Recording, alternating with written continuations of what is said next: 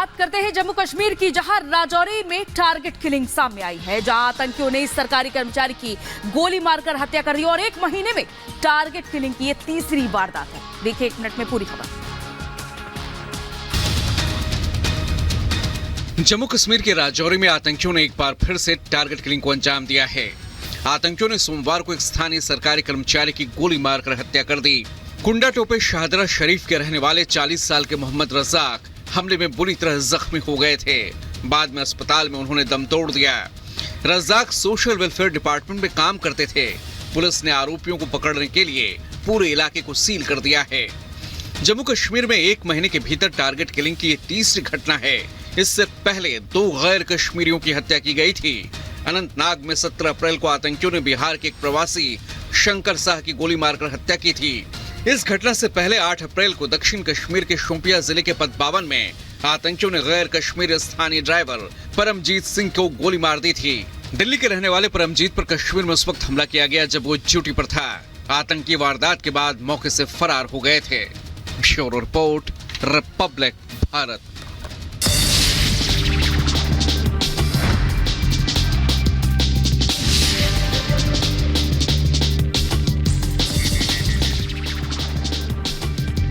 रूस और कजाकिस्तान में नहीं थम रहा बाढ़ का कहर। अभी भी कई बड़े शहर बाढ़ के पानी में डूबे हुए हैं। प्रभावित हिस्सों में रेस्क्यू का काम जारी है।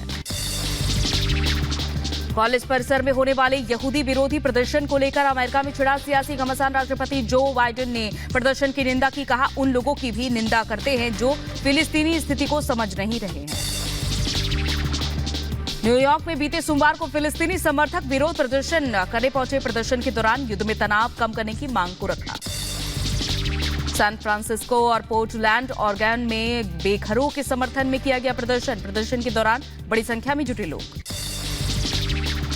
बोलीविया में शिक्षक अनिवार्य सेवानिवृत्त और बेहतर पेंशन को लेकर प्रदर्शन किया गया। प्रदर्शन कर रहे लोगों की पुलिस से झड़प भी हुई। प्रदर्शन के दौरान वेतन में वृद्धि की मांग की गई।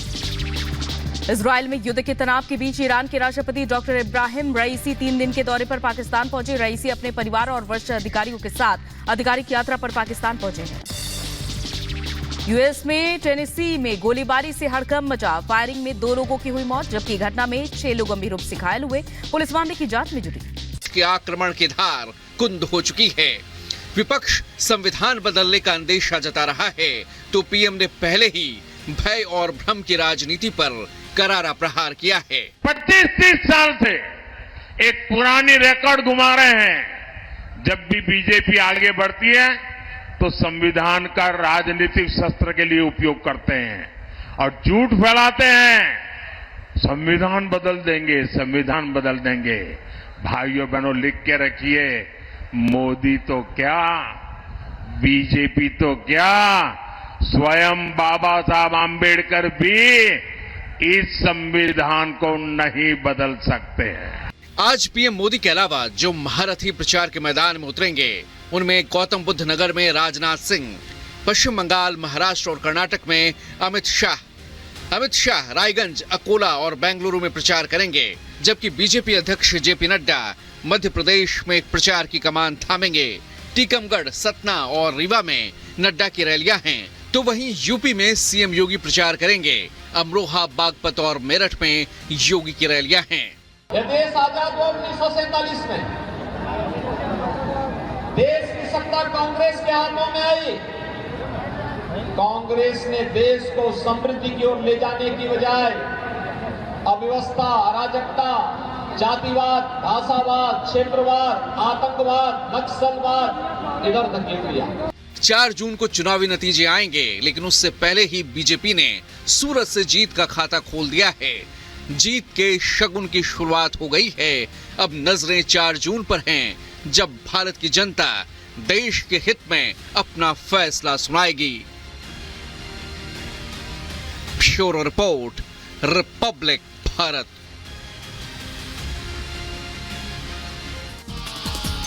तो पहले बांसवाड़ा और फिर अलीगढ़ में पीएम नरेंद्र मोदी का एक बयान न सिर्फ कांग्रेस पर भारी पड़ा बल्कि पूरे विपक्ष पर भारी पड़ता दिखाई दे रहा है। जहां पीएम नरेंद्र मोदी ने कांग्रेस के मैनिफेस्टो पर अटैक करते हुए कहा है कि उनकी नजर लोगों की संपत्ति पर है और कांग्रेस की सरकार आई तो महिलाओं के मंगलसूत्र तक छीन लेगी और अब देश की आधी आबादी भी पीएम के साथ खड़ी नजर आ रही है। देखिए रिपोर्ट।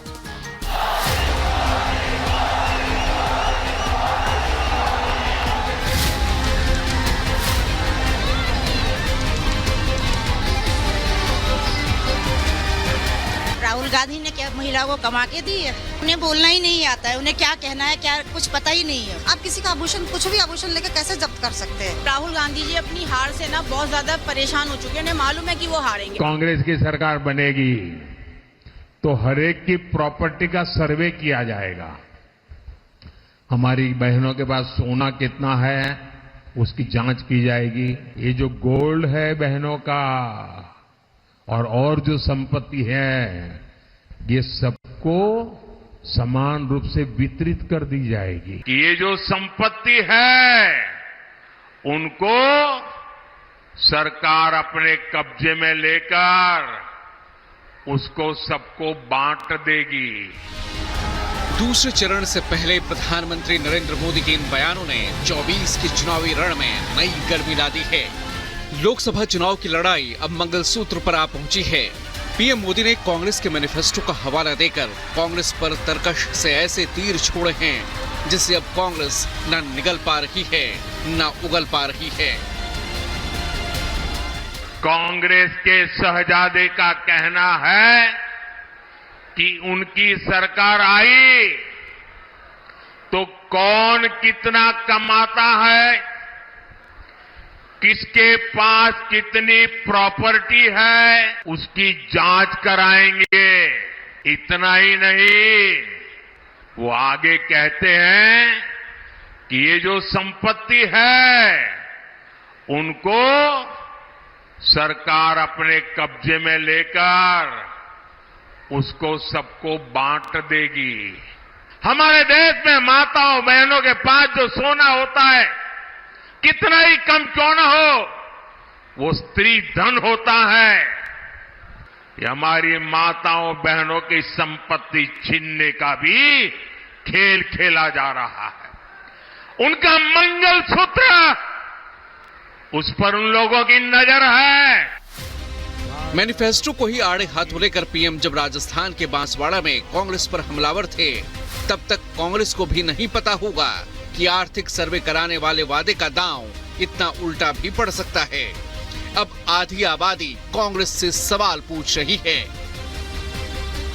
देखिए ये कि हमारी अपनी हार्ड अर्न मनी होती है और उस हार्ड अर्न मनी को आप किसी भी आदिवासी या किसी गरीब को दलित को कैसे दे सकते हैं? राहुल गांधी जी अपनी हार से ना बहुत ज्यादा परेशान हो चुके हैं, उन्हें मालूम है कि वो हारेंगे। अब वो क्या बोलते हैं क्या नहीं बोलते, रियलिटी ये है कि उन्हें खुद को भी नहीं पता। राहुल गांधी ने क्या महिलाओं को कमा के दी है?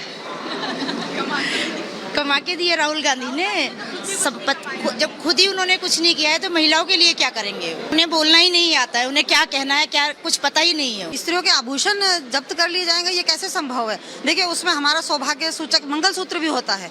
अब किसी के पास मंगलसूत्र चांदी का भी हो सकता है, सोने का भी हो सकता है, डायमंड का भी हो सकता है। वो उसकी अपनी परिवार की आर्थिक व्यवस्था है, उसके अकॉर्डिंग है। आप किसी का आभूषण कुछ भी आभूषण लेके कैसे जब्त कर सकते हैं? 24 घंटे के अंदर ही पीएम ने 2 बार कांग्रेस के मैनिफेस्टो को आधार बनाकर जनता को सतर्क किया। पीएम के दोनों बयानों में अगर कुछ फर्क था तो सिर्फ इतना कि पहला बयान रविवार को राजस्थान के बांसवाड़ा में दिया तो दूसरा सोमवार को उत्तर प्रदेश के अलीगढ़ में। तो महिलाएं कह रही हैं कि कांग्रेस को आखिर ला कौन रहा है। कांग्रेस ने पहले भी देश को लूटा है और अभी भी लूटने की बात कह रही है। ये जो कांग्रेस कह रही है वो 70 साल से यही करती आ रही है। इसीलिए हमने 10 साल से भारतीय जनता पार्टी को चुना है और उनके राज में कुछ नहीं हो सकता है। इसलिए भारतीय जनता पार्टी आएगी, कांग्रेस कुछ नहीं कर पाएगी। कांग्रेस तो सत्ता में आएगी नहीं। कांग्रेस का तो सुबड़ा ही साफ हो चुका पहले ही। हर हर मोदी, घर घर मोदी। मोदी ही आएंगे, मोदी ही जीतेंगे। ये चीज़ तो बिल्कुल गलत है ना। किसी की प्रॉपर्टी को आप ऐसे कैसे किसी और को दे सकते हैं ना। किसी का पर्सनल है, ऐसे नहीं देना चाहिए। अपनी मेहनत से बनाई हुई चीज़ों को अगर ऐसे जब्त किया जाएगा तो ये तो सरासर गलत है। इस तरह से नहीं होना चाहिए। ठीक है, आप किसी का भी प्रॉपर्टी या कुछ भी लेकर आप किसी को देते हैं तो ये गलत बात है। देखिए, कांग्रेस का तो हरदम का यही रहा है, चाहे लड़कियों को लेके हो, चाहे सोने चांदी को लेकर, हर चीज़ों में इन लोगों का हरदम इन लोग की गलत ही राय रही है, चाहे आप जिससे भी ले लो। ये गलत चीज़ है, ये नहीं होना चाहिए। सबके समान अधिकार हैं, सबको अपना अधिकार मिलना चाहिए। किसी दूसरे को लेकर के गलत होता है सब चीज़ें। प्रधानमंत्री मोदी ने जो कहा, जो दावा किया, उसे बीजेपी के तमाम नेताओं के साथ ही गृह मंत्री अमित शाह ने छत्तीसगढ़ के कांकेर में अपने अंदाज में दोहराया।